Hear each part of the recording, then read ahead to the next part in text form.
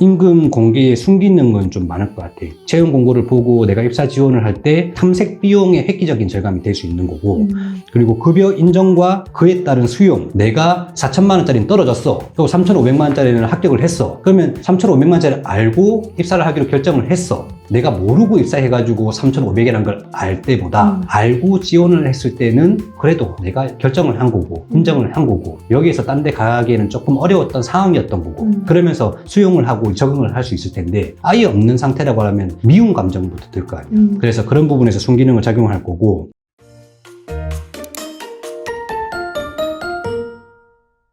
대표님 안녕하세요. 반갑습니다.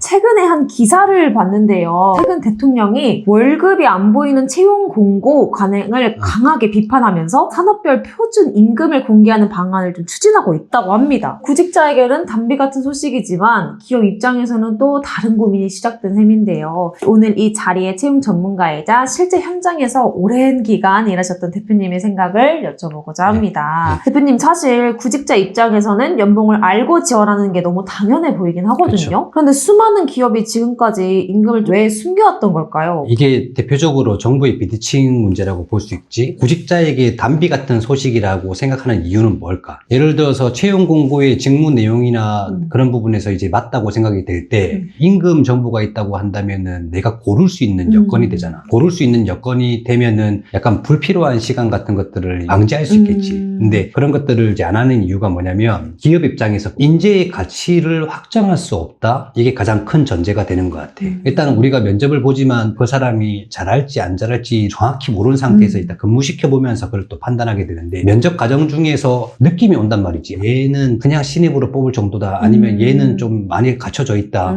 그러다 보면은 기본적으로 급여를 조금 올려서라도 뽑고 싶은 인재가 있을 테고 아니면 그냥 일단 한번 시켜보자 라는 관점으로 채용할 수 있단 말이지. 그래서 인재의 가치를 확정할 수 없다는 게 기업 입장에서는 그걸 비공개했던 가장 큰 요인이 되는 것 같아. 그리고 경력직 같은 경우에는 저 사람을 반드시 데리고 왔으면 좋겠어. 그러면은 이 사람을 데리고 올 때 연봉 상한을 넘어선다고 한다면은 어떻게 해야 될까? 그런 걸 결제받아가지고 조금이라도 올릴 수 있는 거잖아. 그래서 우수 인재 채용을 위해서는 일반적으로는 전략적 모호성이 필요할 때가 있단 말이지. 근데 그런 것들을 약간 깨부수는 그런 작업이 될 것 같아서 인사팀이 약간 겁내하는 거지. 내가 인사팀이 가입된 채팅방이 있거든. 기사 뜨자마자 난리가 났었어. 이거 공개하라면 우리는 어떻게 하라고 이걸 이제 악용하는 방법 그리고 문제점 이런 걸 전부 다 토론을 하기 시작하는 거야. 그래서 나는 해외에도 이렇게 하는 국가들도 있고 순기능도 있으니 어떻게 될지는 지켜보면 좋겠네요 하고 이제 말았던 부분이었어. 만약 모든 공고의 임금을 좀 의무적으로 적어야 한다면 자금력이 부족한 중소기업이나 소상공인들은 대기업과의 숫자 싸움에서 아예 밀려버릴 수도 있을 것 같은데요. 이러한 현상이 오히려 노동시장에 양극화를 좀 부추기는 건 아닐까요?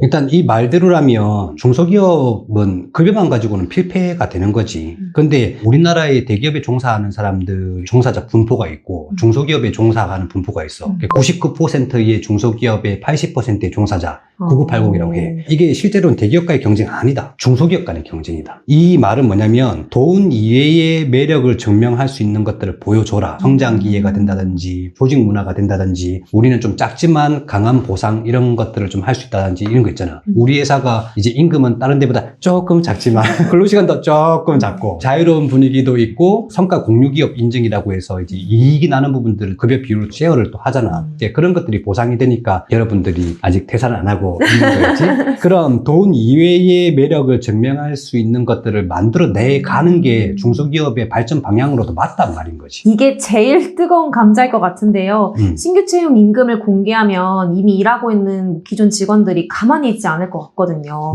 왜 신입 연봉이 나랑 비슷해? 라는 불만이 터져 나올 텐데 경영자 입장에서는 이 조직 내 갈등을 어떻게 관리해야 할까요? 지금 표준 임금 공개 이야기 나오기 전에도 신입사원들 뽑을 때 신입 초임이라고 이야기하지. 초임을 올리면서부터 임금 역전 현상이 일어날 때가 있어. 보통 주임이라고 하면 2년차쯤 때 주임을 하잖아. 신입 임금을 올렸는데 주임과 같거나 뭐 50만 원이라도 더 많은 그런 현상이 발생을 해왔던 거야. 예를 들어서 2년 전 주임의 임금이 3,000대 시작을 했어. 현재 3,400만 원이야. 근데 신규 채용에서 3,500만 원이 되는 경우가 그런 임금 역전 현상이 되겠지. 그래서 주임 입장에서는 이제 미칠 노릇인 거지. 기업 입장에서 볼 때는 2년 전에 사람을 구매하는 구매가와 지금의 구매가가 다르다는 거야. 전부 다 조금씩 올려주면 좋겠지만은 현재 근로자는 유지 보수 비용 형태로 되는 거고 지금 이제 신규 채용 같은 경우에 구매가가 돼버리는 거지. 그러다 보니까 일부 역전 현상이 발생을 할 수 있어. 근데 신입 임금을 올렸어. 신입이 일을 잘하겠어? 주임이 일을 잘하겠어? 그 회사의 문화와 그 회사의 분위기와 그 회사의 생산성에 대해서 이해를 하고 있는 주임이 잘할 거잖아.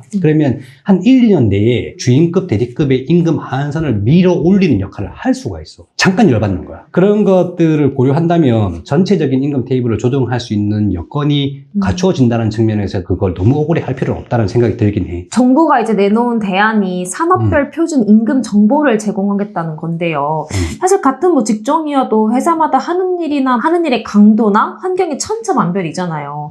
이런 표준화된 숫자가 오히려 인재의 개별적인 가치를 무시하는 족쇄가 되지는 않을지 어떻게 보시나요? 이제 노동계에서는 동일 노동 동일 임금이라고 하는 그런 것들을 이야기하는데 나는 그걸 조금 착각으로 봤어. 예를 들어서 이게 동일 노동을 보통 직무명으로 보려고 해. 안전관리자, 그러면 중소기업의 안전관리자, 중견기업의 안전관리자, 대기업의 안전관리자, 안전관리자인데 왜 급여가 달라? 막 이런 식으로 이제 이야기한다는 거지. 이게 수행 업무와 질, 양을 다 따져봐야 한다는 거야. 군대의 예시를 들 수가 있는데 남자들 군대 갔다 오면 육군을 나와도 공군을 나와도 유니트를 나와도 해병대를 나와도 다 자기가 힘들다 그래. 근데 그걸 객관적으로 누가 더 힘든지를 판단할 수 있는 그런 조사를 한다고 한다면은 같이 힘들었을까? 분명히 군대마다의 힘듦이 다 다르다라는 거야. 그쵸, 그쵸. 왜 전사라든지 그런 이제 특수부대 쪽에서 막 사고가 더 발생을 하고 더 다치고 막 그렇게 하겠냐.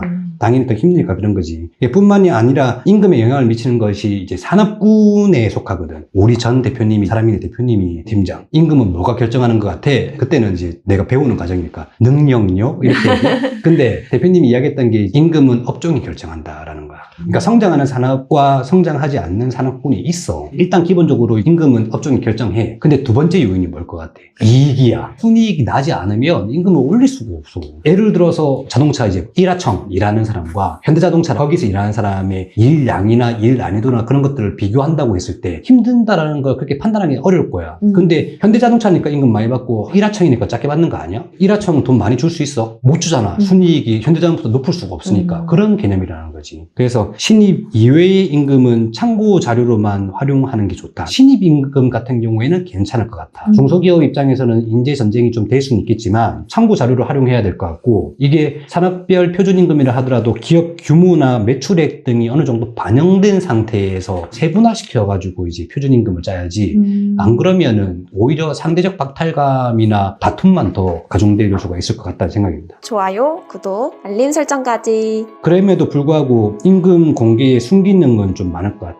채용 공고를 보고 내가 입사 지원을 할 때 탐색 비용의 획기적인 절감이 될 수 있는 거고 그리고 급여 인정과 그에 따른 수용 그리고 거기에 따른 적용. 내가 4천만 원짜리는 떨어졌어. 또 3,500만 원짜리는 합격을 했어. 그러면 3,500만 원짜리를 알고 입사를 하기로 결정을 했어. 내가 모르고 입사해가지고 3,500이라는 걸 알 때보다 알고 지원을 했을 때는 그래도 내가 결정을 한 거고 인정을 한 거고 여기에서 딴 데 가기에는 조금 어려웠던 상황이었던 거고 그러면서 수용을 하고 적응을 할 수 있을 텐데 아예 없는 상태라고 하면 미움 감정부터 들 거 아니야. 그래서 그런 부분에서 순기능을 작용할 거고 그리고 이런 임금적으로 보상하는 게 좀 힘드니까 기업 입장에서는 나중에 성과 잘 나오면은 특별한 보상을 해줄게 라고 하는 최근에 나오는 게 벤처기업 같은 경우에는 지분을 준다든지 성과급을 조금 더 많이 준다든지 이런 성과 보상 체계가 약간 고도화가 될 거고 MZ세대 자체가 요즘에는 확인된 상태에서 움직이는 게 많기 때문에 요즘 시대에는 뭐 부합한다고 할 수 있겠지. 그래서 개인적으로 정책이라든지 실행 속도 그리고 변화 이런 것들에 대해서 이제 만족을 하는 편인데 임금이 진짜 아주 뜨거운 감자지. 이걸 이제 어떻게 해결해 나갈지는